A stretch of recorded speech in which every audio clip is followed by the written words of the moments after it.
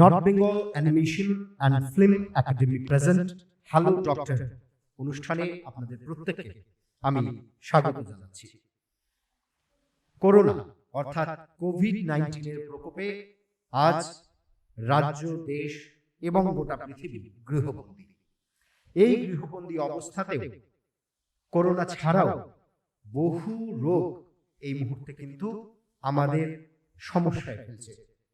সেই সমস্যা এবং সেই সঙ্গে এই মারণ ব্যাধি, এই মহামারী করোনার বিরুদ্ধে যুদ্ধের বিভিন্ন বিষয় নিয়ে আমাদের আজকের অনুষ্ঠান হ্যালো ডক্টর।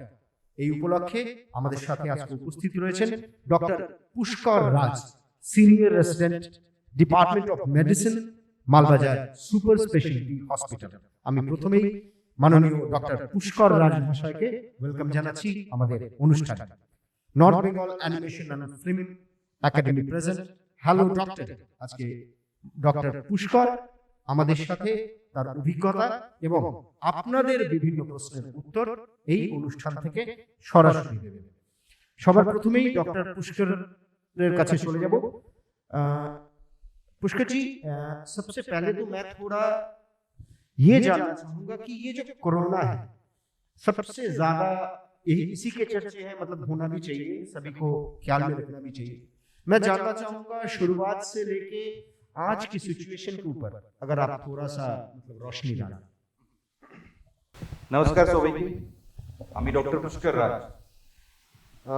कोरोना सबसे पहले 30 दिसंबर 2019 को चाइना में हुबई प्रोविंस में 3 बीमार पेशेंट जो सस्पेक्टेड निमोनिया के पेशेंट थे, उनका जांच के लिए उनके सैंपल्स भेजे गए।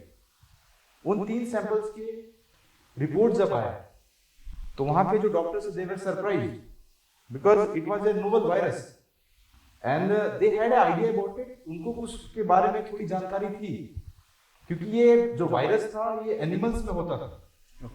तो उनको जानकारी थी कि ये वायरस है कुछ, लेकिन ह्यूमन में दिस वाज द फर्स्ट, पहली बार हम लोग देख पाए थे इस चीज को। और तब उन्होंने उसका नाम दिया था beta corona virus. Later on बहुत दिनों के बाद, कुछ दिनों के अंतराल के बाद ये रिवील हुआ कि ये नोवेल कोरोना वायरस है। और उसके बाद नेसेसरी संस्थान, जो भी इंपॉर्टेंट संस्थान है, उन लोगों को नोटिफाई किया गया और वहां से हमें पता लगा कि ये कोरोना वायरस नाम की एक समस्या हमारी मनुष्य प्रजाति को फिर से थ्रेटन करने आ रही है। और ये पहला केस था वहां पे। उसके बाद की कहानी तो हमने बहुत सारे सोशल मीडिया के माध्यम से और न्यूज चैनल्स के माध्यम से हम जानते हैं कि अभी विश्व में क्या स्थिति है कोरोना के बारे में। अभी ऑलमोस्ट 45 लाख केस हो चुके हैं, बहुत सारे लोग मर चुके हैं। भारत में हम लोग 1,02,000-3 हजार केस हो चुके हैं, ऑलमोस्ट 4,000 लोग मर चुके हैं। और ये कोरोना ने एक भयावह स्थिति ले ली है। और उसके बाद वहां से हुबई से निकलने के बाद चाइना ने उस पर क्लैम्प डाउन किया, वहां पे लोगों को एक जगह करके रखा, मेजर्स ली, काउंटर मेजर्स ली। But virus can't be stopped, transmission has to happen and it happened. ये हुआ और इसकी वजह से फिर चाइना में ही नहीं, आसपास के सारे देशों में, यूएसए में, इंडिया में, हर जगह वायरस आया और अभी की स्थिति हमारे सामने। Okay, thank you. तो आप लोगों को पता चला कैसे ये वायरस कहां से शुरू होके आज पूरे विश्व का एक बहुत अहम मुद्दा है, जहां पे फिर से हमारे जो मेडिकल फैसिलिटीज है वो चैलेंज के सामने है। किस तरीके से पूरा विश्व इसको मॉडर्न टेक्नोलॉजी के साथ, मॉडर्न हमारे चिकित्सा व्यवस्था के साथ कैसे इसके ऊपर हम फाइट कर सकते हैं, उसी के ऊपर आज पूरा दिन हम बात करने वाले हैं। तो ये जो कोरोना वायरस है ये आया तो था, लेकिन अभी जाने का नाम नहीं ले रहा है। तो सभी बहुत ज्यादा मतलब होपफुल है कि कभी ना कभी इसका एक एंटीडोट बनेगा, तो जो लोग अफेक्टेड हैं वो भी ठीक हो जाएंगे और फिर से दूसरे लोग अफेक्टेड नहीं होंगे। लेकिन जब तक वैक्सीन नहीं आता तब तक हम लोग किस तरीके से सभी के, मैं चाहता हूँ ओवरऑल, मतलब जो जिनको ड्यूटी करनी पड़ रही है जो ऑफ ड्यूटी हैं घर में, सारे लोग किस तरीके से अपने आप को संभाले ताकि वो कोरोना वायरस से वो और उनकी फैमिली दूर रह पाए। इस मेजर्स के बारे में थोड़ा हमें जानकारी दीजिए। संतोष जी, मैं आपके सवाल को 2 भाग में विभाजित कर देता हूँ। पहला भाग कि कोरोना आ तो गया, जाएगा कब। दूसरा भाग कि हम जो अभी जो लोग इंसुलेटेड हैं, जो लोग बचे हुए हैं कोरोना से, वो कैसे बचेंगे आगे। जो पहला भाग है, इसके लिए मैं आपको एक हिस्टोरिकल लेसन में ले जाना चाहता हूँ, जो अभी के परिप्रेक्ष्य में हमें समझना बहुत जरूरी है कि मानवता से मिस्टेक कहाँ हुआ, हमने भूल कहाँ की। तो एक बीमारी है इबोला, वो पहली बार, आप लोग बहुत लोगों को पता होगा लेकिन बहुत लोगों के लिए एक नई इंफॉर्मेशन भी दूंगा मैं। इबोला पहली बार 1970 में डिटेक्ट हुआ था। उस टाइम में उस जगह का नाम था जायरे। जायरे एक कंट्री है अफ्रीका में, डेमोक्रेटिक रिपब्लिक ऑफ कॉन्गो, वहां डिटेक्ट हुआ था। तो that virus was very new because the thing was कि उसका जो स्ट्रक्चर था वो हम लोग पहचान नहीं पाए थे। वो जो साइंटिस्ट थे उस टाइम में तो गूगल था नहीं, तो जो साइंटिस्ट थे उन लोग को पुरानी आर्काइव से बुक्स निकालनी पड़ी थी वो देखने के लिए। ये तो 1970 की कहानी हुई, तब पता लगा कि नया वायरस है इबोला। लेकिन इबोला ने फिर से अपने फल उठाए 2014 में, और आप लोग को जान के आश्चर्य होगा कि उसकी मोर्टेलिटी ऑलमोस्ट 90% थी। 90% of people died because of Ebola who were infected. जिनको इन्फेक्शन था इबोला से 90% लोग मर गए, 90%। And Ebola is still continuing 1970 से लेके 2014, दैट इज ऑलमोस्ट 44 इयर्स, 44 साल। तो कोरोना कब जाएगा, इसका जवाब उसी इबोला के साथ जुड़ा हुआ। और जाना तो थियोरेटिकली स्पीकिंग एक बोलना पॉसिबल नहीं है। It is going to stay, what I feel. हाँ, इसकी जो मारक क्षमता है या जो इन्फेक्टिविटी है वो कम हो सकती है। तो कोरोना, मेरे हिसाब से कोरोना रहेगा, और हमें कोरोना के हिसाब से एक जिंदगी का पैटर्न बनाना पड़ेगा। ये रहा आपके पहले सवाल का जवाब। दूसरा सवाल कि जो लोग हैं जो अभी कोरोना से संक्रमित नहीं है वो कैसे इससे बचें। देखिए, बहुत दिनों से हमारे एक भारतीय संस्कृति में भी है कि हाथ धोने, खाना खाने से पहले हाथ धोना है, बाथरूम से आके हाथ धोना है, बाहर से आके हाथ धोना है, पैर धोना है, कभी अंदर आना, जूते बाहर खोलने हैं। ये हमारी भारतीय संस्कृति में है, हमें किसी से सीखने की जरूरत नहीं है। बचने का एक ही तरीका है, वो है हैंड हाइजीन, रेस्पिरेटरी हाइजीन, मतलब जो सांस हम लोग मास्क लगाते हैं, इनसे कितनी दूरी पे बात करनी है, कौन सा मास्क कहाँ यूज करना है, हाथ कितनी देर के लिए धोना है, कैसे धोना है, बाहर मार्केट में कैसे रहना है, लोगों से कैसे मिलना है। हमारी संस्कृति में कभी हेलो नहीं था, वी यूज्ड टू डू नमस्कार, या आदाब। तो ये तो हमारे सिस्टम में चला आ रहा है, बस इसे हमें अपनाना है, और इससे फायदा बहुत होने वाला है। क्योंकि आप देखिएगा, एक स्टडी बताता हूं मैं आपको, यूरोप में हुआ और अफ्रीका में भी इबोला के टाइम में, कि जब इबोला हुआ तो लोगों ने हाथ धोना स्टार्ट कर दिया। हाथ धोना स्टार्ट किया तो सरप्राइजिंगली जिस अफ्रीका में डायरिया से इतने लोग मरते थे, डायरिया से लोग मरने कम हो गए, और यही आप देखिएगा भारत में भी होगा। तो और वैक्सीन और ट्रीटमेंट अभी तो कुछ हमारे पास ऐसा कॉन्क्रीट नहीं है। तो एक ही चीज है, hand hygiene, social distancing, proper use of mask, proper care of yourself. तो एक बात हमें पता चल गई कि कोरोना से उतना ज्यादा डरने की जरूरत नहीं है, क्योंकि कोरोना से हम फाइट कर सकते हैं। और जितना हमें लगता है कि जितना दिन जाएगा हम भी इम्यूनाइज होते जाएंगे, थोड़ा हमारे भी इंटरनल शक्तियां बढ़ेंगी। और उसके साथ एक बहुत अच्छी बात डॉक्टर पुष्कर ने दोहराई कि गुड हैबिट्स हमें कुछ अच्छा दे के ही जाती है। मास्क लगाना, हाथों को सैनिटाइज करना, हमेशा हाइजीन मेंटेन करना, ये सिर्फ हमें कोरोना से नहीं बचाएगा, दूसरे बहुत सारे डिजीजों से बचाएगा। जैसे कि मैंने कुछ पॉजिटिव चीजें नोटिस की है कोरोना में। Quite surprisingly crime rate, accidental death बहुत ज्यादा घटी है। सुसाइडल केस बहुत कम हुई है।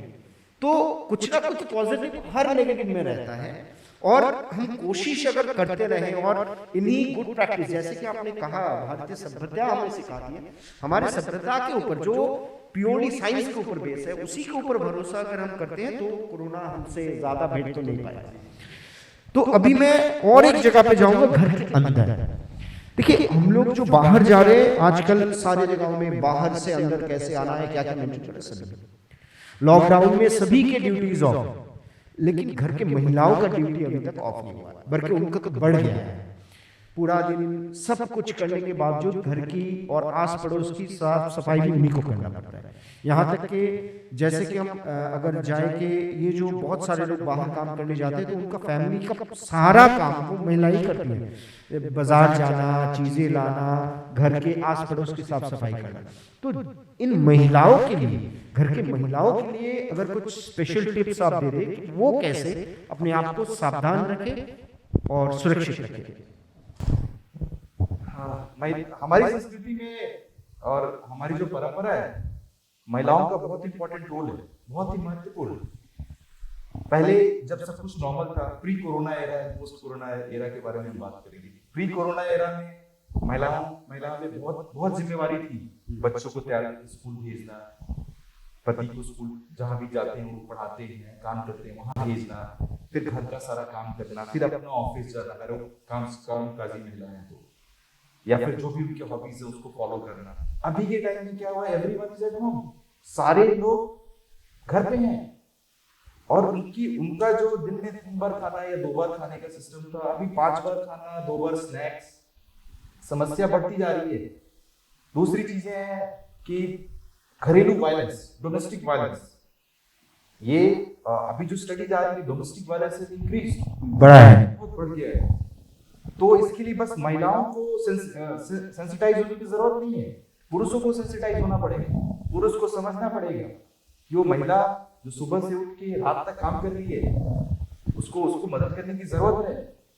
उसके जो घर का काम है, जो घर का दिनचर्या है, उसमें सबको इन्वॉल्व होने की जरूरत है। इससे क्या हुआ कि जो मानसिक स्वास्थ्य है घर के लोगों का, पुरुष का, बच्चों का, पिताजी, माताजी, बूढ़े बुजुर्ग का, सबका इंप्रूव होगा। घर की जो एक्टिविटीज हैं उनको बांटना पड़ेगा। The activities should be divided. जैसे किसी ने सब्जी काटने का काम किया है, तो किसी ने झाड़ू लगाने का काम किया है, किसी ने पोछा देने का काम किया है, कोई बाहर से सब्जियां लेके आया है। महिलाएं बचेंगी कैसे कोरोना से? महिलाओं के पास एक बड़ी इंपॉर्टेंट, बहुत ही महत्वपूर्ण जिम्मेवारी है। जो भी बाहर से आए उनको बाहर हाथ धुलाना, उनके जो कपड़े हैं उसको बाहर ही प्रोपर्ली डिस्पोज करना ताकि वो बाद में धुल सके। सोशल डिस्टेंसिंग का घर में भी पालन करने की जरूरत है। अगर बाहर से कोई अनजाना आदमी आता है, पहली बात तो कि अनजाने आदमी को, आपके मित्र को, आपके फैमिली मेंबर्स को अभी घर पे ना ही बुलाए तो बेहतर है, क्योंकि उससे बस आप खतरे में नहीं आते हैं, आपकी वजह से वो भी खतरे में आ सकते हैं, आपके चाहने वाले। दूसरी जिम्मेवारी महिलाओं की है कि खाना, घर का खाना, जो अभी सब आदमी उसी पे डिपेंडेंट है। मैं और आप सब, हम लोग घर के खाने पे डिपेंडेंट है। उसमें न्यूट्रिशन वैल्यू, जो उसके अंदर रोग मारक क्षमता है, जो रोग प्रतिरोधक क्षमता है, उसको कैसे इंक्रीज किया जाए, इस बारे में भी मैं बात करूंगा। रोग प्रतिरोधक क्षमता का कैसे इंक्रीज कर सकते हैं, क्या खाने से हम लोग रोग प्रतिरोधक क्षमता को इंक्रीज कर सकते हैं। तो इन 2 विषयों में महिलाओं का बहुत ही इंपॉर्टेंट रोल है। बट महिलाओं से ज्यादा इंपॉर्टेंट रोल घर के पुरुषों का है। महिलाओं की सहायता करें, उनके डेली काम में मदद करें, मिल बांट के काम करें, मिल बांट के स्वस्थ रहें। बहुत इंपॉर्टेंट मुद्दा उन्होंने डॉक्टर पुष्कर ने कहा कि ये जो काम है इनको बांटना बहुत जरूरी है, और इससे इंटरनल रिलेशनशिप भी बहुत ज्यादा इंप्रूव होती है, मुझे लगता है। तो जैसे कि हम आगे बढ़ते हुए, जैसे कि एक मुद्दा आपने उठाया कि खाने का, तो अभी लॉकडाउन का सबसे बड़ा चक्कर ये है कि घर में खाना तो बहुत अच्छे से चल रहा है, और सभी को बहुत ज्यादा अभी, मतलब मैंने सोशल मीडिया पे भी देखी, सभी सारे एक्सपेरिमेंट में लगे हुए हैं, कैसा खाना बनता है, इंडियन, सबकॉन्टिनेंटल, चाइनीज, कुछ भी बना रहे, खा रहे, लेकिन उसको पचाने का तरीका और उसमें कौन सा ठीक है, कौन सा ठीक नहीं है। जैसे कि हम लोग बहुत कम वर्कआउट कर रहे हैं, वर्कआउट का मौका भी बहुत शायद कम है, वो आप बताएंगे कैसे घर पे कर सकते हैं। तो वहां पे अभी इस ईटिंग हैबिट्स का क्या करें, हम हमारे ये बंगाल की जो संस्कृति है, मतलब जो भी लोग आते हैं उसी में घुस जाते हैं, मतलब इसमें कोई धर्म जात की बात नहीं है। जो भी बंगाल में आते हैं खाने का ट्रेडिशन जो है रात में बहुत सारा खाए, बहुत सारा मसाला तेल डाल के खाए और पूरा मजा ले लॉकडाउन में। तो ये जो चक्कर है ये भी शायद लोगों को खतरे में डाल सकते हैं। जैसे कि हमने बहुत सारा ऐसे केसेस देखे चाइना और आपके हमारे जापान में ओबेसिटी, बहुत ज्यादा वजन बढ़ जाना, तो उस तरीके के कुछ खतरे अगर यहाँ पे भी क्या उनकी पॉसिबिलिटीज है और खाने में क्या खाए, किस तरीके से खाए, कैसे मेंटेन करें खाना को, उसके ऊपर आप थोड़ा हमें बताएं। हम लोग बंगाल में रहते हैं और हम लोग सब जानते हैं कि हम बंगाली खाने के बहुत शौकीन हैं। खाना अच्छा होना चाहिए, एकदम खाना बिल्कुल अच्छा खाना है। बट अभी जो टाइम है, और अभी नहीं, ये तो हमें अपने हैबिट्स में डालना पड़ेगा कि हमें कैसा खाना खाना चाहिए। कुछ इंपॉर्टेंट चीजें हैं वो मैं बताना चाहता हूँ कि खाने का मात्रा कैसा रखें, किस तरह का खाना खाएं आप, और इन चीजों को फॉलो करना बहुत जरूरी है। पहली चीज, खाना टाइम पे खाना। दूसरी चीज, पानी। पानी का सेवन जितनी मात्रा में कर सकते हैं उतनी मात्रा में करें, maximum 10 cups at least a day, at least 8 to 10 cups a day पानी का सेवन करें। तीसरी चीज, जो कि आप मीट और मछली, जो हम लोग का कोर है, बंगाली जो हम लोग स्टेट है उसका कोर है एक मछली और मीट का कंजम्पशन, आलू का कंजम्पशन। इस पे थोड़ा सा रेगुलेशन लगाने की जरूरत है। बहुत सारी स्टडीज बोलती हैं कि fish oil is very good for health. तो I will suggest you take fish, moderate amount of fish. Red meat should be avoided at all cost. If you want to take once weekly, you can take red meat. हफ्ते में एक बार आप red meat खा सकते हैं। ज्यादा खाने से रेड मीट ओबेसिटी बढ़ने के चांसेस ज्यादा हैं, कोलेस्ट्रॉल बढ़ने के चांसेस ज्यादा हैं, आपके बीमार होने के चांसेस ज्यादा हैं, डायरिया होने के चांसेस ज्यादा हैं, और आपकी इम्यूनिटी कमजोर होगी तो आप कोरोना से ग्रसित हो सकते हैं। तीसरा मोस्ट इंपॉर्टेंट बात जो मैं बताना चाहता हूँ, अपने फूड हैबिट्स को थोड़ा बदलना होगा। खाने में लहसुन, अदरक, लाल शिमला मिर्च, इन सब की मात्रा बढ़ानी पड़ेगी आपको। इन सब ऑरेंज जूस, मौसमी, इन सब की मात्रा बढ़ानी पड़ेगी। ऐसा नहीं है कि कोरोना को रोकने में ये समर्थ है, ऐसा नहीं है, ये बात आपको समझनी पड़ेगी। लेकिन एज ए होल आपकी इम्यूनिटी, आपकी रोग मारक क्षमता, ये प्रतिरोधक क्षमता को बढ़ाने में ये सब्सटेंस बहुत जरूरी है, वही जगह कोरोना को रोकने में मदद करे। जी हाँ। अगर आप स्वस्थ हैं तो हो सकता है आपको कोरोना हो, अगर आपकी बॉडी इम्यूनिटी अच्छी है तो हो सकता है कि आपका बॉडी उससे फाइट करके आप विजयी होकर वापस घर आए। जैसे कि हमने देखा भी है, बहुत सारे लोगों ने कोरोना से फाइट किया है, रिकवरी रेट बहुत अच्छे हैं, क्योंकि इम्यूनिटी पावर अगर आपकी अच्छी होगी तो आपको कोरोना से डरने की जरूरत नहीं है, आप रिकवर कर जाएंगे। तो ये बहुत इंपॉर्टेंट मुद्दा है मुझे लग रहा है। तो बहुत मैं धन्यवाद करूंगा डॉक्टर पुष्कर राज का, उन्होंने बहुत अच्छी तरीके से हमें खाने के बारे में समझाया। और आप सबसे पहले आपने जो खाने के बारे में बताया, टाइम खाना, तो साइंटिफिकली अगर हम देखें ये टाइम का चक्कर, मतलब कहां से कहां पे फिट करें, हम रेगुलर जिस टाइम पे खाते वही खाना चाहिए, या डिनर लेने का या लंच लेने का कुछ एप्रोप्रिएट टाइम है कि उस टाइम पे लेने से हमें फायदा हो सकता है, ऐसा कुछ? जी, ये हर एक मनुष्य का खाने की पद्धति अलग होती है। कोई डायबिटिक है, कोई मधुमेह से ग्रसित है, कोई हाइपरटेंसिव है, उनकी पद्धति अलग है। मैं एज ए होल आपको एक बताना चाहता हूँ कि इस तरह से खाना खाएं। आपका मॉर्निंग ब्रेकफास्ट टाइम पे होना चाहिए। द टाइम इज, जब भी आप उठें अपना नित्य कर्म से निवृत्त होकर अपना ब्रेकफास्ट का ग्रहण करें। ब्रेकफास्ट में योगर्ट, मतलब कर्ड्स, दही, टॉक दही, तारपरे प्लेंटी ऑफ वेजिटेबल्स, जो सब्जियां हैं, सब्जियों का कंजम्पशन आप अधिक मात्रा में करें। एक बहुत इंपॉर्टेंट बात है महिलाओं के लिए बताना चाहता हूँ, सब्जियों को ज्यादा ना पकाएं। सब्जियों को ज्यादा पकाने से उसके अंदर जो न्यूट्रिएंट वैल्यू होती है वो कम हो जाती है। तो सब्जियों को एक सर्टेन अमाउंट ऑफ टेम्परेचर में पकाएं और उनके न्यूट्रिएंट्स को बचाएं। वेजिटेबल्स, योगर्ट, ये सब कंजम्पशन होना चाहिए मॉर्निंग। होल ग्रेन्स, लेग्यूम्स मतलब दाल, सब्जियां, हरी सब्जियां, इन सब का कंजम्पशन बढ़ा दे खाने में। स्पिनच, ये बढ़ा दे खाने में कंजम्पशन। और नींबू का सेवन कर सकते हैं आप। सुबह मॉर्निंग में उठ के 1 गिलास नींबू पानी पी सकते हैं आप। After that you do your work, जो अपना काम है आप करें। उसके बाद आप दोपहर में 8 बजे या 9 बजे आपने ब्रेकफास्ट किया, you can have lunch at 12 to 1, एक लंच किया। शाम को हमारे आयुष मंत्रालय ने भी, जो आयुर्वेदिक यूनानी साइंसेस का मंत्रालय है, उन्होंने एक काढ़ा का भी जिक्र किया है। देखिए, एक चीज मैं बहुत आपको क्लियर कर देता हूँ, किसी का भी रोग कोरोना को रोकने में अभी तक साइंटिफिकली प्रूवन नहीं है, लेकिन रोग प्रतिरोधक क्षमता बढ़ाने में उसकी जरूरत है।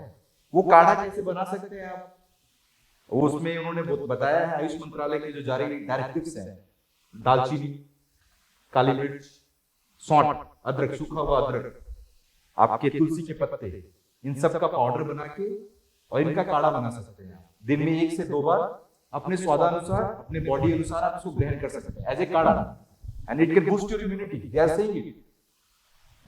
तो ये कुछ चीजें हैं। रात का खाना हमेशा लाइट खाएं। यहाँ आज कोरोना काल के लिए नहीं, आफ्टर कोरोना के लिए भी रात का खाना बिल्कुल लाइट खाएं।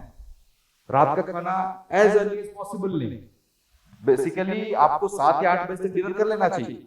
After that it is going to be harmful. There should be a gap of 4 hours from your dinner to your bedtime. Yeah. And if you take meal at 7, अगर आपने 7 बजे खाना खाया तो आपको 11 बजे तक बेड पे जाएंगे तो you will be all right, आप सही रहेंगे। तो ये कुछ पद्धतियां हैं जिनको फॉलो करके आप मतलब जिनको हम बिल्कुल फॉलो नहीं करते उनको फॉलो करना है। मतलब देखिए, एक बहुत इंपॉर्टेंट बात उन्होंने बताई कि इसमें तो मैं भी मतलब पालन नहीं करता इसका, कि आपके डिनर में और सोने जाने में 4 घंटे का डिफरेंस होना चाहिए। मुझे लगता था आधा घंटा काफी है, तो ये 4 घंटे निकालना बहुत जरूरी है। और जैसे कि हमारा हैबिट है बहुत ज्यादा खाना खाने की आदत, उसको थोड़ा अवॉइड करने की जरूरत है। और जैसे कि आपने बताया कि घर में खाना बनाने का पद्धति जो है उसको लाइट हीट में पकाएं, ढक के पकाएं, नमक आखिर में यूज करें, नहीं तो आयोडीन गायब हो सकता है। तो इन चीजों के ऊपर ध्यान देना बहुत जरूरी है। तो खाने के बाद मैं आऊंगा घर के छोटे बच्चों के ऊपर।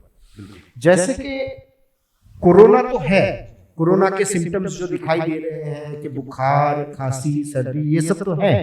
उसके साथ साथ हमने जो देखा है कि बहुत ज्यादा बच्चे अभी मतलब ये अभी जो मौसम है उसमें ही उनको बुखार या सर्दी लग जाती है।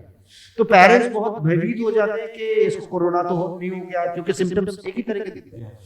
तो इनमें किस तरह के मतलब पेरेंट्स को किस तरीके से बच्चों को संभालना चाहिए, उनके कौन कौन सी चीजों के ऊपर ध्यान रखना चाहिए, इनके बारे में हम बात करेंगे। लेकिन उससे पहले एक छोटा सा हम विरति लेंगे इसमें और कुछ ही मिनटों में लौटेंगे। आप हैं इस वक्त North Bengal animation and film academy के इंस्टीट्यूट में और हम कर रहे हैं हमारा अनुष्ठान हेलो डॉक्टर। हमारे साथ है डॉक्टर पुष्कर राज, इनसे बातचीत चलती रहेगी। अभी एक छोटा सा विराम देते हैं, आपसे मिलते हैं विराम के उस पार। Thank you.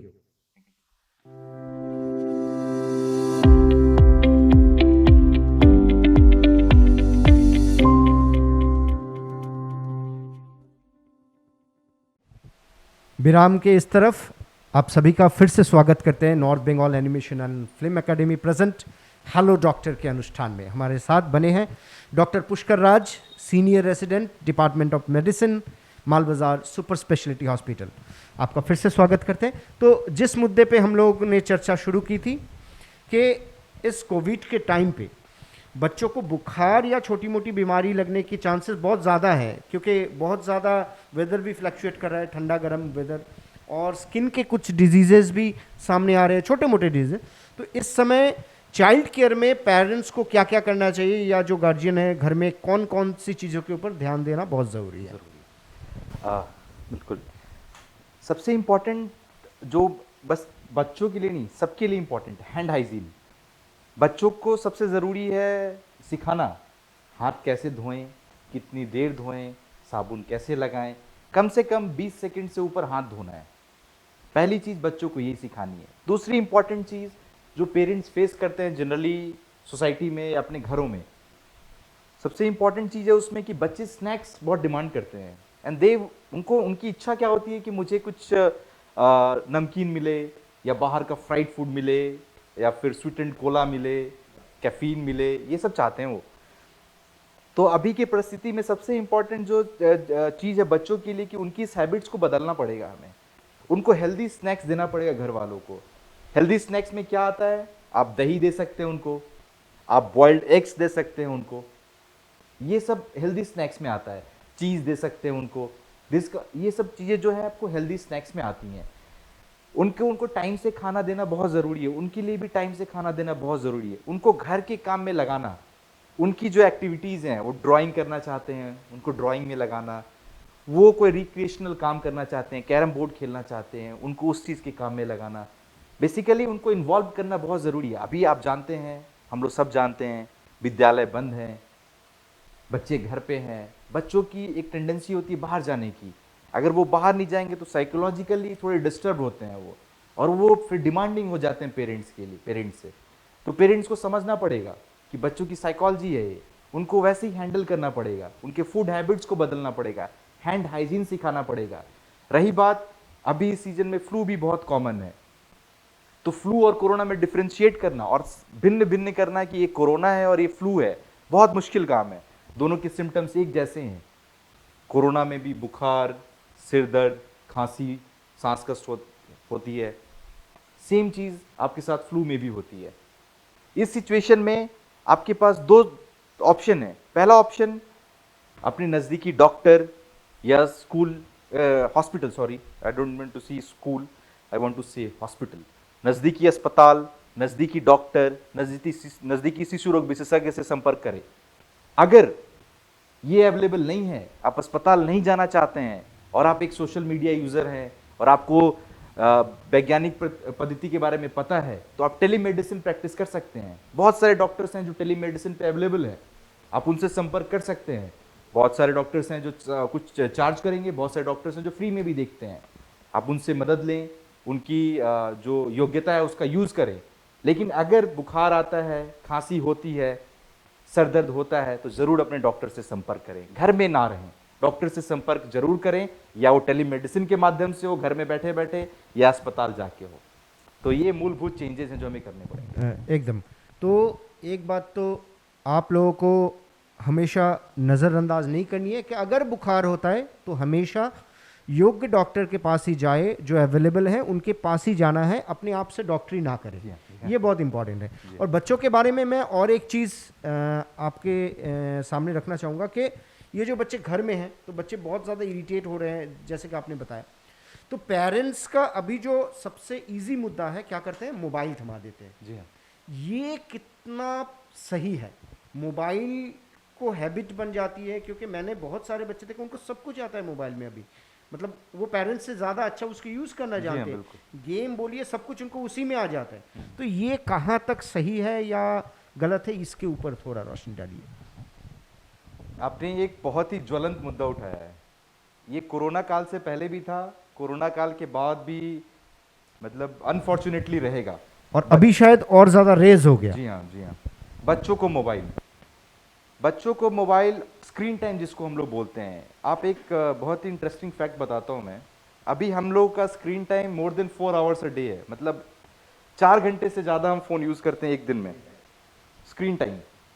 और बच्चों का अगर एक, तो हम अभी एक उम्र क्रॉस करके स्क्रीन टाइम 4 घंटे हुआ है। जिन बच्चों की अभी से 4 घंटे स्क्रीन टाइम है, या 5 घंटे, 6 घंटे, उनकी आँखों, उनके दिमाग, उनकी पूरे एक होलिस्टिक डेवलपमेंट पे जो प्रभाव पड़ेगा वो आप सोच नहीं सकते। बहुत सारे बच्चे ऑटिस्टिक हो जा रहे हैं बिकॉज ऑफ ज़्यादा फ़ोन का यूज़ करने से, and they are getting so much of information from phone. इतना ज़्यादा उनको इंफॉर्मेशन मिल रहा है कि वो उन चीज़ों को ग्रैस्प करने के लिए तैयार नहीं है अभी। वो फिल्टर भी नहीं कर पाते कौन सा सही है कौन सा गलत है। जी हाँ, जी हाँ। वो कंटेंट को क्या लेना है वो उनको तो समझ नहीं है इस चीज़ की। तो मेरी पेरेंट्स से यही दरख्वास्त है आप लोगों से कि आप बच्चों को कुछ रिक्रिएशनल कामों में लगाएं। ड्राइंग है, कैरम बोर्ड है, कोई बोर्ड गेम्स है, चेस है, लूडो है, घर के कोर्स हैं, घर के काम हैं, उनको भी कुछ काम दे दीजिए। आज तुम ये सामान को पिक करके वहाँ रखोगे, आज तुम यहाँ की डस्टिंग करोगे, आज तुम इस चीज़ को ऐसे अरेंज करोगे, पजल सॉल्व करके दे सकते हैं। To develop the brain, solving puzzles is very important and it can boost your child's mental health and that can get him involved and वो उसको मोबाइल से दूर कर सकता है। ये दूर करना बहुत कठिन होगा आज के समय में, क्योंकि पेरेंट्स के पास भी टाइम नहीं है, तो बस एक इजी वे आउट है फ़ोन देना। एक्चुअली पेरेंट्स को भी अपना काम करना पड़ता है, तो बच्चा अगर वहाँ पे आके टोकता है तो उनको लगता है मोबाइल दे देते तो खत्म है। तो मुझे लगता है पेरेंट्स को भी टाइम देना बच्चों को, बिल्कुल, उनको भी स्क्रीन टाइम कम करना पड़ेगा। पेरेंट्स, क्योंकि जितना हमें लगता है कि बच्चे आपकी बात सुनेंगे नहीं, वो आपको कॉपी करते हैं, बिल्कुल। आप क्या कर रहे हैं। जी हाँ, तो उसके ऊपर अगर हम जाएंगे तो पेरेंट्स को भी बच्चे को सामने एग्जाम्पल रखना पड़ेगा इस तरह का कुछ, नहीं तो बहुत ज़्यादा प्रॉब्लमेटिक हो जाएगा। तो एक तो गए कम उम्र के, जो ज़्यादा उम्र के बच्चे हैं, मतलब जिनकी उम्र बहुत ज़्यादा है, जैसे कि हमने देखा है कि कोरोना से ये कम उम्र के और ज़्यादा उम्र के लोगों को खतरा ज़्यादा रखता है। तो वो किस तरीके के मेजर्स ले घर में, जो बुजुर्ग हैं उनको क्या क्या मान के चलना पड़ेगा। अभी एक बहुत ही इंपॉर्टेंट लाइन मैं आपके सामने रखना चाहता हूँ। Social distancing is very important, सामाजिक दूरी बनाना बहुत ज़रूरी है, लेकिन social isolation should not be done. What I mean by social isolation, क्या मैं समझ रहा हूँ सोशल आइसोलेशन के बारे में और मैं क्या आपको बताना चाहता हूँ। जो आपके बुजुर्ग हैं, आपके घरों के बुजुर्ग हैं, उनको सोशल आइसोलेट नहीं करें, आपको नहीं करना उनको सोशल आइसोलेट।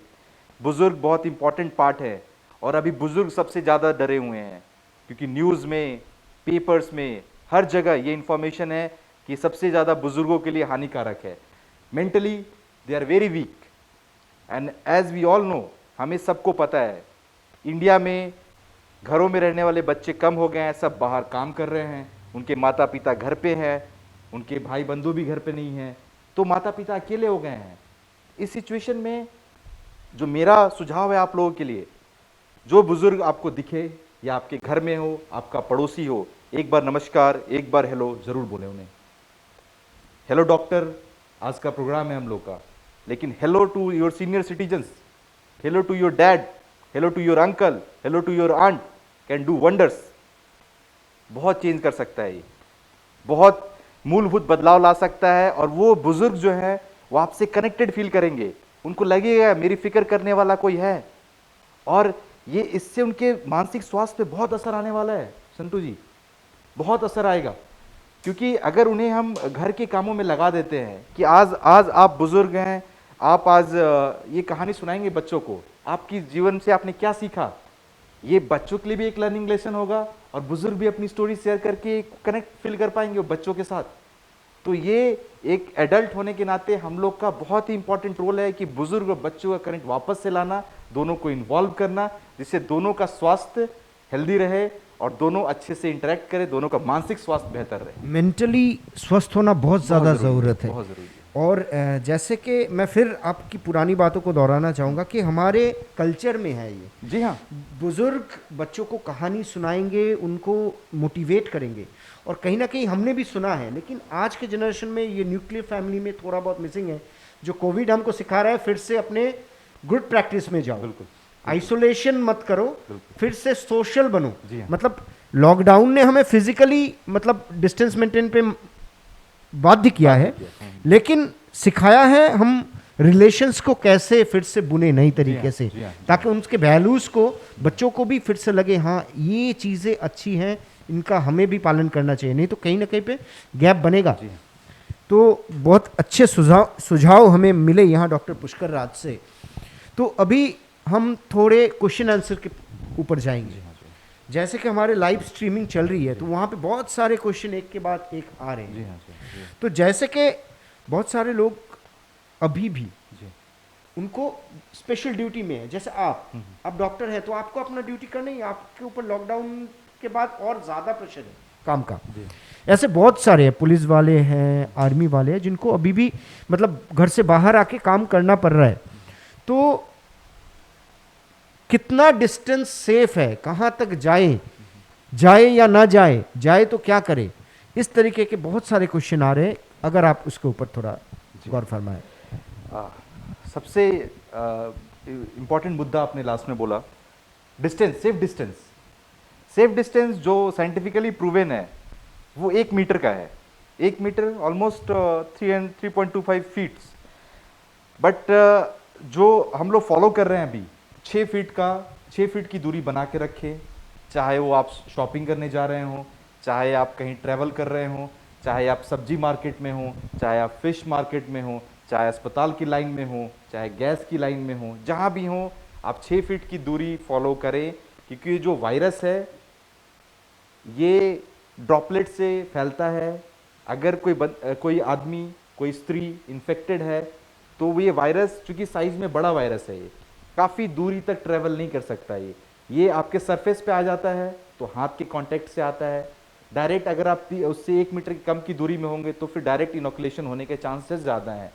तो जो डिस्टेंस है, मेरा मानना जो है और जो अभी हम लोग फॉलो कर रहे हैं वो 6 फीट की दूरी होनी चाहिए। और ये जो ट्रैवलिंग का मामला है ये अभी कितना तक सेफ है? मतलब अगर आप ट्रैवल कर भी रहे हैं, आपकी ड्यूटी है ट्रैवल करना, तो किस तरीके के मेजर्स ले हम? अगर आप ट्रैवल कर रहे हैं तो जो सबसे इम्पोर्टेंट मुद्दा है, इंडिया जो हमारा देश जो है ये पब्लिक ट्रांसपोर्ट पे बहुत डिपेंड करता है। प्राइवेट ट्रांसपोर्ट बहुत कम लोगों के पास हैं। आइडियली ट्रैवल करना प्राइवेट ट्रांसपोर्ट में बेहतर होगा, बट अगर पब्लिक ट्रांसपोर्ट में आप ट्रैवल कर रहे हैं तो कम से कम 2 सीट का गैप होना चाहिए। आपको फेस मास्क यूज़ करना चाहिए। अगर आप हेल्दी भी हैं बट आप ट्रैवल कर रहे हैं पब्लिक ट्रांसपोर्ट में तो आपको एक नॉर्मल 3 लेयर सर्जिकल मास्क जो आता है उसको यूज़ कर सकते हैं। घर पे बना हुआ मास्क भी आप यूज़ कर सकते हैं। Hand hygiene is very important. जब भी आप बस में चढ़ें हाथ धो के चढ़ें, जब बस से उतरें हाथ धो के उतरें। ज़रूरी नहीं कि वहाँ किसी से बात की जाए, थोड़ी डिस्टेंस बना के रखें। कुछ दिनों की बात है, कुछ चेंजेस आएंगे, कुछ एक रोबस्ट पॉलिसी बनेगी और फिर से हम लोग नॉर्मल तरीके से काम पे जा पाएंगे। ये ज़रूरी है समझना। Hand hygiene and respiratory hygiene बहुत इंपॉर्टेंट है। Thank you. और नेक्स्ट क्वेश्चन हमारे पास जो आ रहा है कि लोगों को ये समझ में नहीं आ रहा है, ये कोरोना आता तो बाहर से है लेकिन वो शरीर के अंदर किस प्रोसेस में जा रहा है, कहाँ पे जाके इफेक्ट कर रहा है, बॉडी का कौन सा पार्ट्स है ज़्यादा इफेक्टेड हो रहा है, जिसके ऊपर ध्यान देना ज़रूरी है। उस तरह का के कुछ क्वेश्चंस आ रहे हैं। मैं आपको कोरोना की थोड़ी सी कैसे बीमार होते हैं लोग उन चीज़ों में जाऊंगा और उसके सिम्टम्स क्या हैं जो हमें समझना ज़रूरी है। कोरोना एक रेस्पिरेटरी बीमारी है, रेस्पिरेटरी वायरस मान के चल रहे हैं अभी तक जो हमारे पास इंफॉर्मेशन है उसके हिसाब से। ये आपको ड्रॉपलेट्स फोमाइट से आता है, आपके नेजल पैसेज से या आपके हाथ से सरफेस से आप नाक को टच किए, नाक को टच किए, फेस को टच किए, वहाँ से आपके बॉडी में जाता है, आपके लंग्स में जाता है और लंग्स में फिर ये निमोनिया लाइक सिम्टम्स दिखाता है। सांस लेने की दिक्कत, बुखार, सिर में दर्द, बॉडी में दर्द, ये सब हो सकता है। ये दिक्कतें, ये समस्या आपको फेस करनी पड़ सकती है। उसके अलावा बहुत सारी जगहों पे डायरिया के साथ भी पेशेंट आए हैं जिनको ये समस्या थी, डायरिया और सीवियर अनकॉन्शसनेस लेके भी पेशेंट आए हैं, बेहोश पेशेंट भी आए हैं।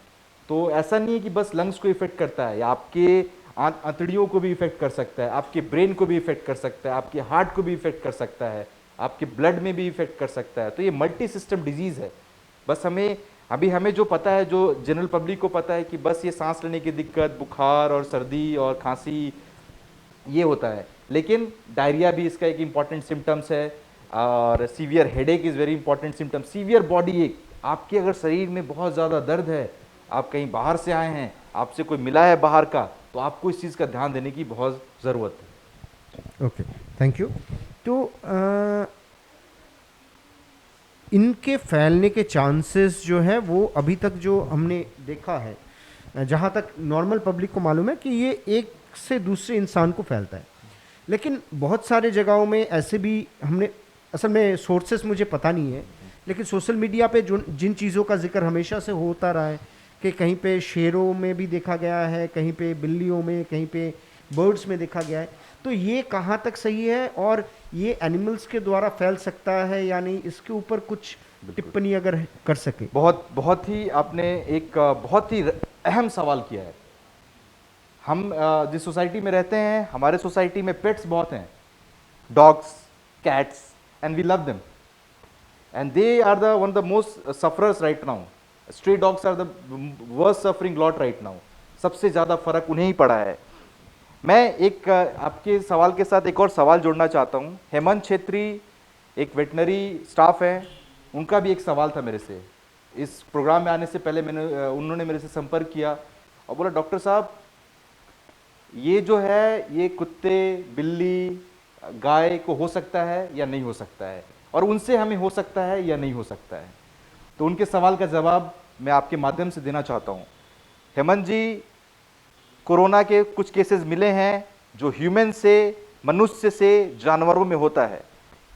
एक न्यूयॉर्क में केस था, 2 बिल्लियां भी मिली जिनको भी ये हुआ, लेकिन अभी तक कोई ऐसा केस नहीं है जो एनिमल से ह्यूमन को ट्रांसफर हुआ है.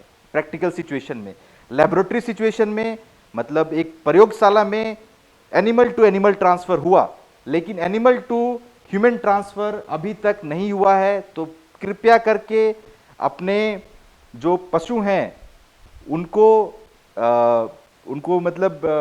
सफ़र नहीं होने दें, उनका केयर करें. इंपॉर्टेंट चीज़ जो ध्यान देना है, जो हमेशा मैं बोल रहा हूँ, वो हैंड हाइजीन है.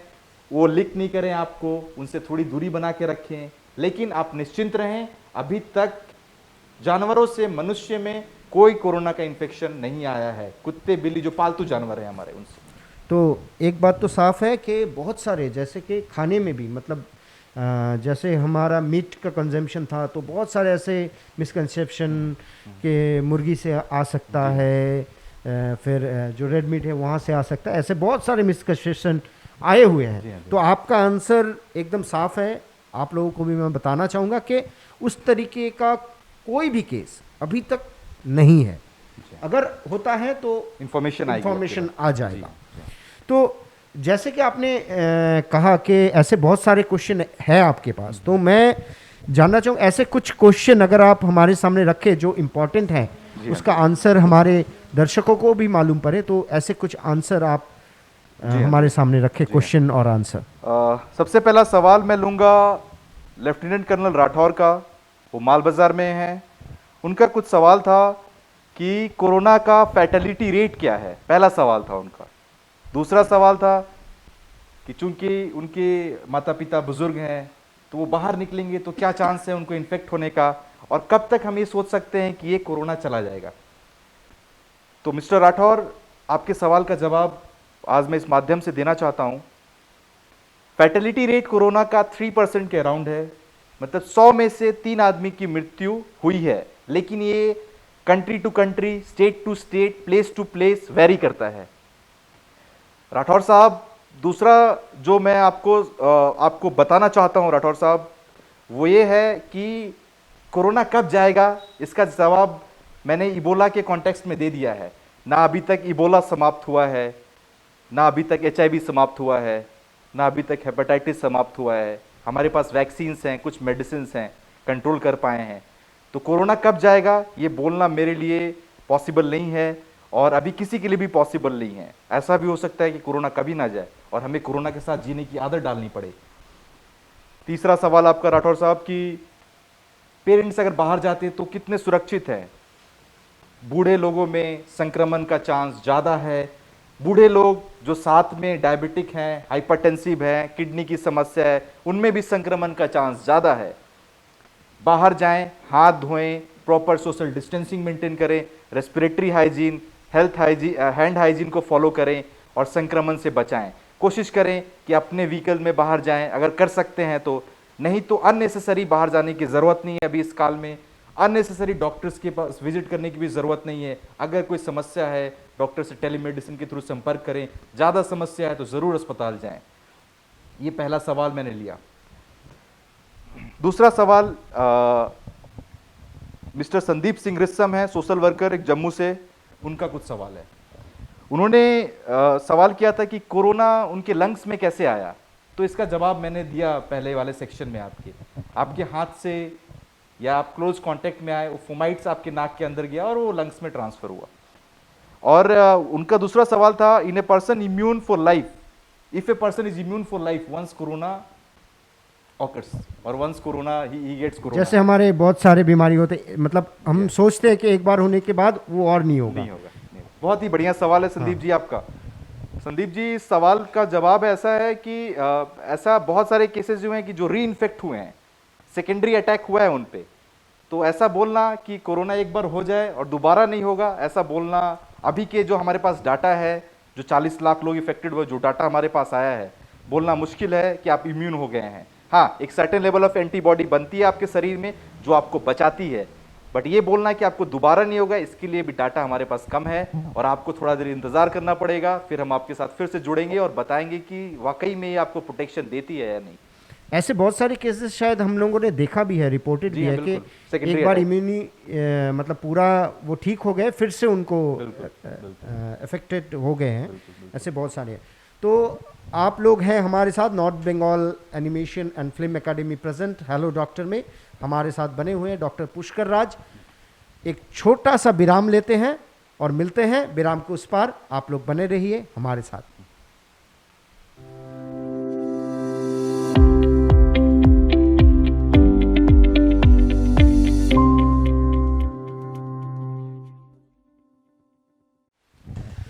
और एक बार north Bengal animation and film academy present hello doctor में आप सभी का स्वागत है। हमारे साथ बने हुए हैं doctor Pushkar Raj, senior resident department of medicine, Mal Bazar super speciality hospital.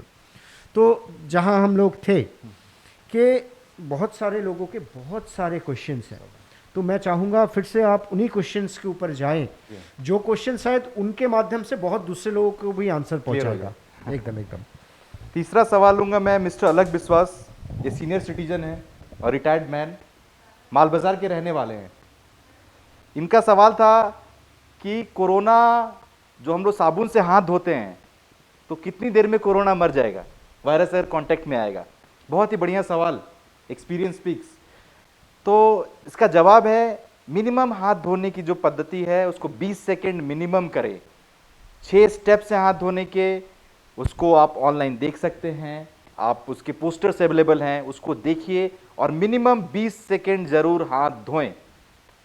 इसको आप सिंपल मन में काउंट करके भी गिन कर सकते हैं ये चीज़ कि 20 तक गिना और हाथ को धोते रहे। 6 स्टेप्स को फॉलो करना है। ये आपका पहले सवाल का जवाब है जो कि हैंड हाइजीन हम लोग इतनी बार डिस्कस किए हैं। दूसरा सवाल था इनका, what is the present position of discovery of vaccine and medicine for cure of corona. Santu ji, of year हम लोग डिस्कस भी कर रहे थे कि वैक्सीन कब आएगी, एकदम एकदम, और मेडिसिन कब आएगा। एक चीज मैं आपको क्लियर कर देता हूं आप सबको, वैक्सीन का ट्रायल चल रहा है। WHO ने अभी जो डाटा उनके पास अवेलेबल है उसमें 6 वैक्सीन ह्यूमन ट्रायल में है, एक और जुड़ने वाला है, मतलब टोटल हो गए 7। 70 वैक्सीन प्री क्लिनिकल ट्रायल में है। कब आएंगे, कितने कॉस्ट में आएंगे और कब तक हमें मिलेंगे, या भारत बनाएगा, अमेरिका बनाएगा, इजराइल बनाएगा, साउथ कोरिया बनाएगा, ये अभी तक हम बहुत ही इनिशियल स्टेजेस में हैं। होपफुल रहिए कि ये आएगा। कब आएगा, किस फॉर्म में आएगा, कितना टाइम लगेगा, इसका जवाब देने में सक्षम अभी ना हम हैं, ना WHO है, ना साइंटिफिक कम्युनिटी है। We are fighting with corona, we are trying to develop a vaccine, but still we have to wait. Because एक चीज़ आपको मैं एक हिस्टोरिकल पर्सपेक्टिव में बताना चाहता हूँ आपको कि बहुत सारे वायरल बीमारी इनका अभी तक वैक्सीन नहीं है। ये आपको HIV का वैक्सीन नहीं है, अभी इबोला का वैक्सीन नहीं है। वी आर स्ट्रगलिंग, तो इट माइट बी लाइक कि हम लोग अभी स्ट्रगल करें कोरोना के साथ भी। हो सकता है कि अगले 5 साल स्ट्रगल करना पड़े हमें, हो सकता है 6 महीने में आ जाए। क्योंकि बहुत सारे डिजीज़ों में हमने देखा है, ज़्यादातर वायरसों के केसेस में कभी कभी 24-25 साल में, 16-20 साल में भी आए हैं। बिल्कुल, तो बिल्कुल। उतना वेट कर सकता है, इसी को पकड़ लिया हम लोग एक जी बार। हाँ, जी हाँ, क्योंकि जी तभी जाके हम सिक्योरिटी मेजर्स को अच्छे से मानेंगे। जी हाँ, जी हाँ, है ना। तो होपफुल है। जी हाँ, बिल्कुल होपफुल जाएगा, रहना अच्छा है। Hope is best, but we have to wait. The second thing कि कोई इसका दवाई है कि नहीं है। इसकी कोई दवाई जो इस पे काम करती हो अभी तक प्रूवन नहीं है। कोई दवाई प्रूवन नहीं है, सब दवाई ट्रायल में है। Multi centre multi people trial चल रहे हैं। आपको अमेरिका से लेके भारत में बहुत सारी ट्रायल्स चल रही हैं, लेकिन अभी तक हम लोग किसी भी सटीक नहीं बोल सकते कि ये दवाई इसका क्योर है। बहुत सारे लोग क्लेम कर रहे हैं, बट वो क्लेम बस्ट भी हो रहे हैं। बहुत सारी स्टडीज फ्रॉड स्टडीज हैं, तो अभी तक इसकी कोई दवाई नहीं है। बहुत सारी दवाइयाँ ट्रायल में। तो जैसे कि हमने देखा था शुरुआत में, लॉकडाउन के शुरुआत में, जब कोरोना धीरे धीरे अपना हाथ पैर फैला रही थी, तब बहुत सारे कंट्री ने, इनफैक्ट अमेरिका ने भी इंडिया से वो हाइड्रोक्लोरोक्विन की जो मलेरिया की दवाई है वो बहुत सारे अमाउंट में मांगा था। तो वहाँ पे भी क्या ये मिथ ही था कि एक एजम्पशन कि ये काम कर सकता है? जहाँ कि मैंने आज भी एक मीडिया, प्रिंट मीडिया में देखा कि डोनाल्ड ट्रंप हर रोज़ वही मलेरिया की दवाई ले रहे हैं। मतलब साइंटिफिकली अगर बोले तो ये भी क्या एक एजम्पशन है, पकड़ रहे हैं कि हो सकता है, या इसके पीछे कोई लॉजिक है? Scientifically, it's a very initial phases of hydroxychloroquine trial, very initial phases. Many people, many doctors, many healthcare staff have taken, even ICMR has issued a advisory. ICMR, Indian Council of Medical Research, ने एक advisory भी जारी की है कि आप hydroxychloroquine लेना है तो कैसे ले। लेकिन अभी तक मैं फिर से वही चीज़ दोहराना चाहता हूँ, अभी तक हमारे पास डाटा इस हाइड्रोक्सीक्लोरोक्विन को सपोर्ट करने के लिए अभी भी अवेलेबल नहीं है, और हम सटीक तरीके से प्रमाणता के साथ नहीं बोल सकते हैं कि आप हाइड्रोक्सीक्लोरोक्विन खाने से आप प्रोटेक्टेड हैं and you are safe. We can't tell that, हम लोग नहीं बता सकते हैं।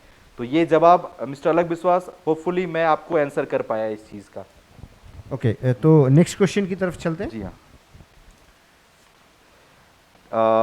नेक्स्ट सवाल है मिस्टर निशु निदांत, एक लॉयर हैं पेशे से ये। इनका सवाल था when will it go, we have answered it, कि ये कब जाएगा। नहीं है आंसर। हाँ, कोई जवाब नहीं है हमारे पास अभी हम लोग को बोलना कि ये कब जाएगा थोड़ा सा मुश्किल होगा। कब जाएगा, अभी हमें इसे लड़ना है और होपफुली हम इसे जीत के आएंगे। दूसरा सवाल मिस्टर निशु का ही है, WHO is saying it is going to be endemic, how true is that?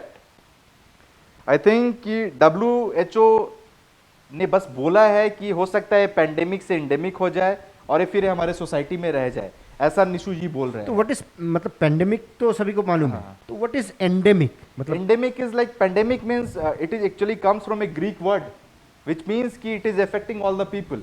Endemic is like it will affect certain amount of people, but it's not like it is going to affect all the people.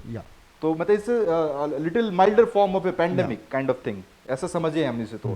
तो हाँ, ऐसा हो सकता है निशु जी, आपका सवाल बिल्कुल सही है। ऐसा हो सकता है कि पैंडेमिक से एंडेमिक हो जाए और हमारे सिस्टम में रहे ये, और फिर से दोबारा अटैक करे। जैसा मैंने बताया था आप लोगों को कि इबोला पहला केस 1970 में मिला था, फिर से वो अटैक करता रहा बार बार, 2014 में भी मिला। ऐसा कोरोना के साथ भी संभव है।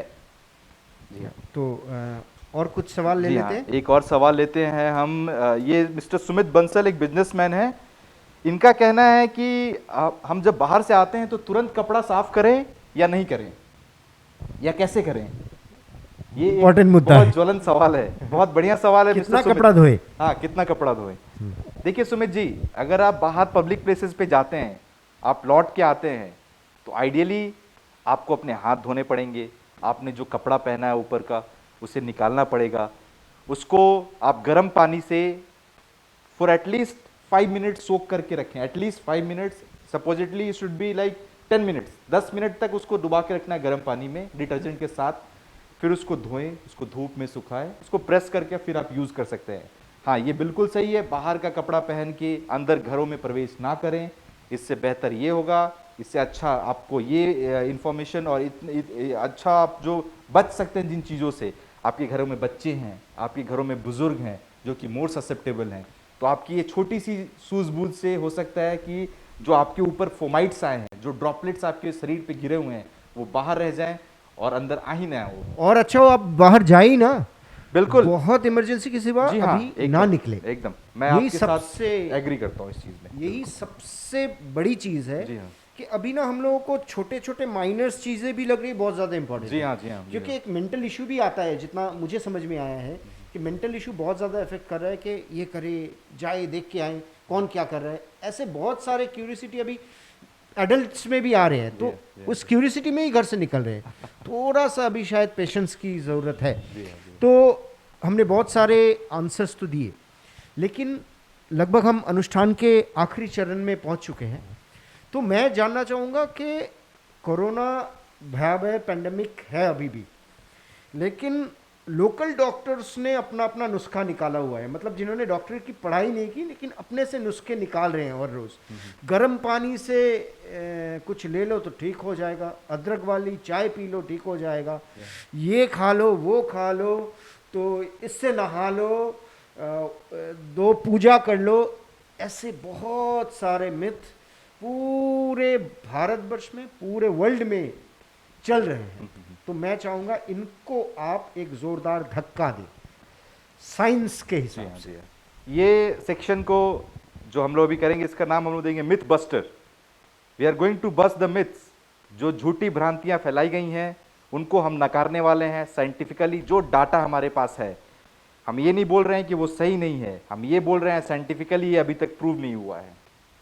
और इसमें हम लोग स्टार्ट करेंगे मिथ बस्टिंग के लिए। पहली बात सबसे इंपॉर्टेंट, अभी तक कोई दवाई कोरोना के ट्रीटमेंट या बचाव के लिए नहीं है। आप इस चीज़ को अपने जहन में डाल लें और इस चीज़ को समझ लें। दूसरा चीज़ इंपॉर्टेंट, कोविड-19 हाउस फ्लाइज से ट्रांसमिट नहीं होता है, मक्खियों से कोविड-19 ट्रांसमिट नहीं होता है। इस चीज़ को भी अपने दिमाग में डाल लें। तीसरा बहुत इंपॉर्टेंट सवाल जो मैं आपको बताना चाहता हूँ, लोग बोल रहे हैं कि बाहर से आओ तो ब्लीचिंग पाउडर डिसइंफेक्टेड कर लो या डाल लो शरीर पे।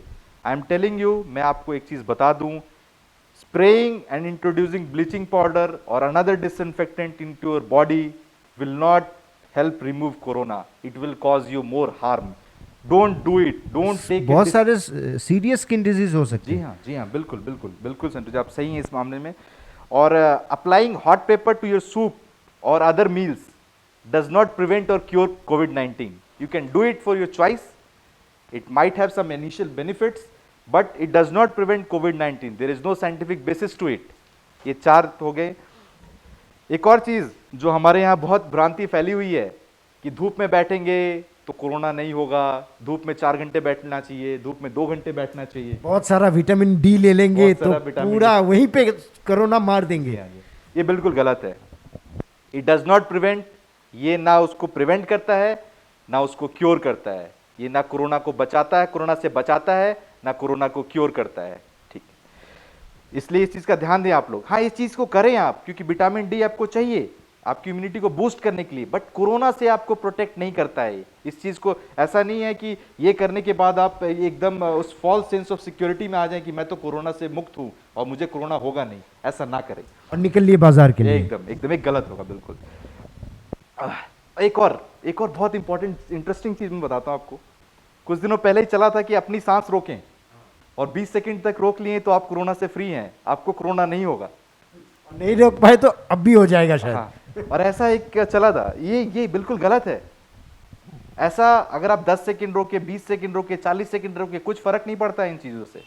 इन आपको कोरोना से बचाती हैं ना आपके लंग कंडीशंस को अच्छे तरीके से एक्सप्लेन करती हैं। उसके लिए टेस्ट्स हैं, उसके लिए मेथड्स हैं जो आपके लंग कंडीशन को टेस्ट करेंगी। And this is not the way, ये तरीका नहीं है उस चीज का। तो आप करें, बिल्कुल करें, सांस रोकने की प्रैक्टिस करें, लेकिन ये सोचना कि ये करने के बाद मैं कोरोना से ग्रसित नहीं होऊंगा, ये गलत है।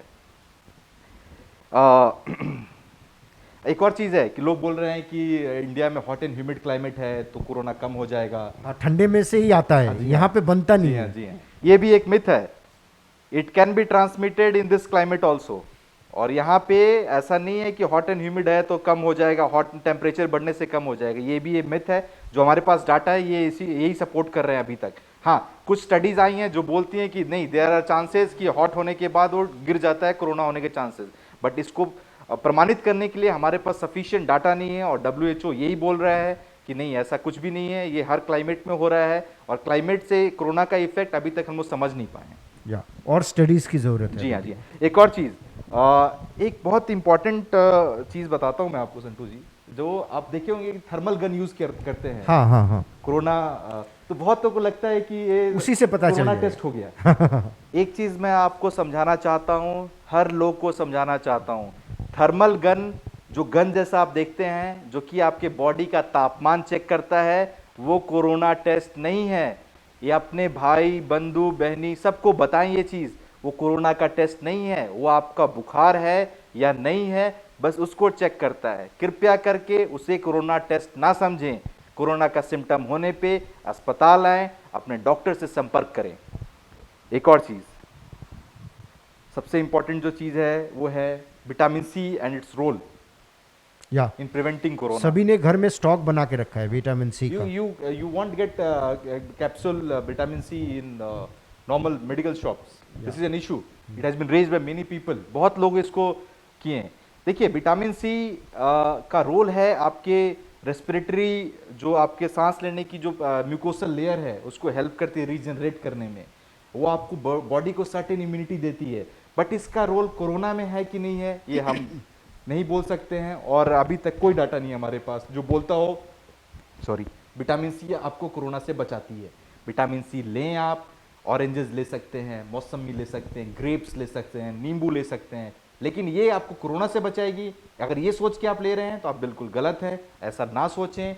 और कोरोना से जो बचाव है वो hand hygiene, respiratory hygiene, social distancing, यही है बस अभी। तो विटामिन सी के लिए आपको अगर चाहिए तो आपको दवाई खाने की जरूरत है ही नहीं, सीजनल फ्रूट ले लें। जी हाँ, बिल्कुल। और जितना हमने देखा है, साइंस जो कहती है कि हर सीजन का जो फ्रूट होता है वो उसमें उस टाइम से जो डिजीजेस होते हैं उससे बचने के बहुत सारे उपादान होते हैं।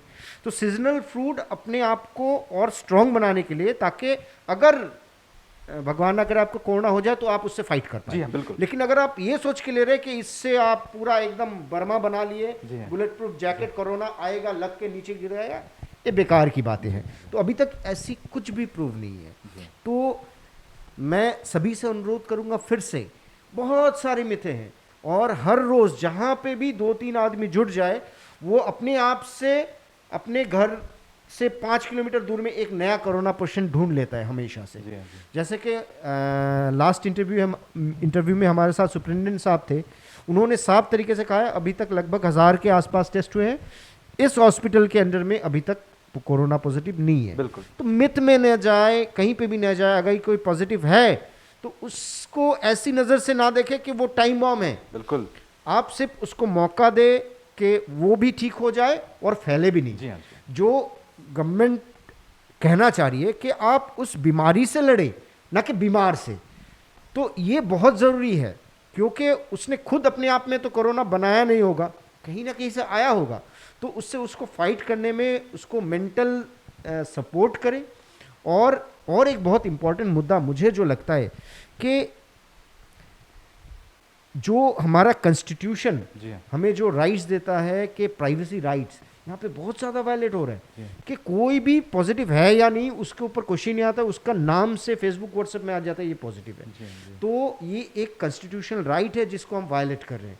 तो इस तरीके से भी ना जाए। तो हम लगभग आखिरी चरण में हैं। North Bengal animation and film academy present hello doctor में हमारे साथ बने हैं डॉक्टर पुष्कर राज, जिन्होंने बहुत अच्छे से हमारी भाषा में, डॉक्टर की भाषा में नहीं कहूँगा, हमारी भाषा में हमें समझाया। तो आखिरी सवाल से मैं इस प्रोग्राम का आज का एपिसोड एंड करना चाहूँगा। As a doctor, as a human being, आप कितना होपफुल हैं कि हम इसके ऊपर चढ़ के बोलेंगे वी शैल ओवरकम? कितना होप आपको लग रहा है? As a doctor, as a human being, मैं पूरी तरह से आश्वस्त हूँ कि हम भारतीय पूरा मनुष्य सभ्यता, जो सभ्यता है हमारी, पूरा वर्ल्ड, ग्लोबल हेल्थ, हम कोरोना को हराएंगे, ज़रूर हराएंगे। इबोला को भी हराया, HIV को भी हराया, हेपेटाइटिस को भी हराया, स्पेनिश फ्लू से भी हम लोग वापस आए और कोरोना से भी लड़के हम वापस आएंगे। इम्पॉर्टेंट है, ये लड़ाई बस डॉक्टर और कोरोना की नहीं है, ये लड़ाई हर एक मनुष्य की, चाहे वो पुरुष हो चाहे स्त्री हो, सबकी रिस्पॉन्सिबिलिटी है। सोशल डिस्टेंसिंग का पालन करें, हैंड हाइजीन का पालन करें, रेस्पिरेटरी हाइजीन का पालन करें, लोगों से दूरी बना के रखें, अनावश्यक बाहर ना जाएं, किसी भी भ्रांतियां, किसी भी मिथ पे विश्वास नहीं करें जब तक आपके पास इंफॉर्मेशन नहीं आती है सोर्सेस, रिलायबल सोर्सेस से। Ministry of health, government of India, ministry of health, government of West Bengal, your local hospital, WHO, जो कि अथॉरिटीज़ हैं जिन पे अभी अभी आप विश्वास कर सकते हैं, अगर इनसे इंफॉर्मेशन आती है उसी को माने। किसी कोरोना पीड़ित को ऐसा ना बोलें ये कोरोना है। वो ये व्यक्ति आपके घर का भी हो सकता है, आप भी हो सकते हो, मैं भी हो सकता हूँ। हमें ये सामाजिक जो दूरी हो गई है इसको हटाना पड़ेगा, उसको सपोर्ट करें, अपने बुजुर्गों को सपोर्ट करें, अपने चिल्ड्रंस को सपोर्ट करें, आसपास के बुजुर्गों को सपोर्ट करें, अपने स्ट्रेज को सपोर्ट करें। आपके आसपास जो स्ट्रेज हैं कृपया करके उन्हें खाना खिलाएं। जो भूखा है, पीड़ित है, जो शोषित है, उनको सपोर्ट करने की कोशिश करें। सब परेशान है इस कोरोना से, लेकिन अगर हम मिल के लड़ेंगे तो ज़रूर जीतेंगे। और हमने बहुत स्ट्रगल किया है यहाँ तक पहुँचने के लिए। हमने बहुत सारी लड़ाइयाँ लड़ी हैं, भूख से, गरीबी से। हम कोरोना से भी जीतेंगे। साथ सबका चाहिए, आपका साथ, मेरा साथ, डॉक्टर का साथ, एक जो लेबर काम करता है उसका साथ, एक ड्राइवर का साथ, एक सफाई कर्मचारी। हाँ, सफाई कर्मचारियों से उनको ज़रूर बोले थैंक यू, उनसे मिले तो ज़रूर बोले थैंक यू। उनका रोल बहुत इंपॉर्टेंट है। एज जितने डॉक्टर्स, नर्सेज, पैरामेडिक्स हैं, उनसे इंपॉर्टेंट है वो सफाई कर्मचारी जो आपके घर का कूड़ा लेके जा रहे हैं, जो इंश्योर कर रहे हैं कि आपको कोरोना ना हो। वो खुद सफ़र कर रहे हैं, खुद रिस्क पे हैं। तो प्लीज़ से thank you to all of them and you play very active role. हर एक सिटीजन एक कोरोना वॉरियर है, हर एक इंसान एक कोरोना वॉरियर है। आप भी लड़िए, हम भी लड़ेंगे और हम जीतेंगे ज़रूर। तो यहीं पे ख़त्म करते हैं। जाते जाते दो पंक्तियां आपसे शेयर करना चाहूँगा। हर लड़ाई बॉर्डर पे लड़ी नहीं जाती, हर लड़ाई बंदूक से जीती नहीं जाती। आज कोरोना से लड़ने के लिए पुलिस रास्ते पे है, डॉक्टर्स हॉस्पिटल में हैं, नर्सेस हॉस्पिटल्स में हैं, सब केयर कर रहे हैं। उनकी ड्यूटी भी उतनी इम्पॉर्टेंट है जितनी बड़ी ड्यूटी आप घर में रह के पालन कर रहे हैं। आपकी वो ड्यूटी अगर मिस हो गई तो डॉक्टर, पुलिस, कोई भी कुछ नहीं कर पाएगा। इसका मतलब एक ही है कि घर में रह के भी आप देश के लिए एक बहुत इम्पॉर्टेंट रोल प्ले कर रहे हैं, एक बहुत इम्पॉर्टेंट मुद्दे को सपोर्ट कर रहे हैं। हम ज़रूर कामयाब होंगे, वी शैल ओवरकम, हम होंगे कामयाब। यहीं पे ख़त्म करते हैं। डॉक्टर पुष्कर राज को मैं धन्यवाद करते हुए आज का एपिसोड यहीं पे ख़त्म करता हूँ। North Bengal animation and film academy present hello doctor के दूसरे एपिसोड में आपसे जल्द ही मुलाकात होगी। तब तक के लिए सभी को गुड नाइट, शब खैर, शुभ रात्रि।